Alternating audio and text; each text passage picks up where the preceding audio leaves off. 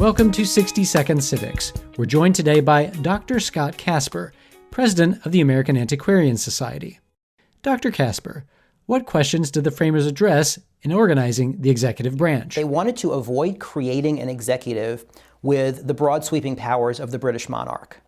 At the same time, many of them recognized that it was important to have what they called energy in the executive. That is, to create an executive branch with enough power to accomplish what the legislature had passed, and also with enough power to deal with national emergencies that might arise, for example, war. So this is the challenge that they face. What becomes clear is the delegates spent far more time talking about how the president was to be elected than they did talking about the specific powers that the president would have. And when you read the Constitution, you realize that the powers of the president are quite broadly defined. They are not enumerated in quite the same way that Congress's powers are. There are a few specific responsibilities, like the responsibility to give a State of the Union address.